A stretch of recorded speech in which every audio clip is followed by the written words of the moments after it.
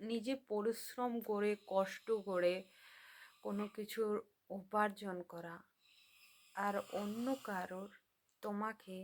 সেই জিনিসটাকে দিয়ে দেওয়া, যাতে তোমার কোনো কিছু পরিশ্রম নেই, যেখানে তোমার কিছু কাজ নেই, সেই জিনিসটাকে পাওয়ার পেছনে সেই অনুভূতি, সেই জিনিসটাকে পাওয়ার পর তোমার অনুভূতি, আর তুমি নিজেই পরিশ্রম করে কষ্ট করে জিনিসটাকে উপার্জন করেছো, সেই অনুভূতি, দুটো অনুভূতির মধ্যে অনেক তফাৎ।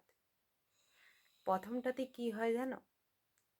যখন তুমি অনেক কষ্ট করে পরিশ্রম করে ওই জিনিসটাকে উপার্জন করো, তখন মনে হয় যে না, ওই জিনিসটার উপার্জন মানে ওই জিনিসটার মূল্যটা না, ওটা মনে হয় যে তুমি একটা ব্যর্থ মানুষ নও। তুমি যখন প্রাপ্ত করেছো কোনো জিনিস তোমার পরিশ্রমের দ্বারা, তার মানে তুমি কোনো ব্যর্থ মানুষ নয়, তোমার মধ্যে যথেষ্ট দক্ষতা আছে, তবেই তুমি প্রাপ্য, তুমি পেয়েছো জিনিসটা,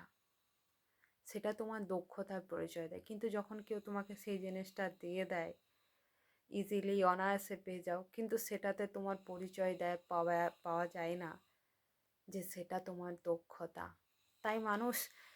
এটাই বেশি পছন্দ করে, মানে এটা বেশি অনুভূতিটা মানুষের বেশি অ্যাটাচ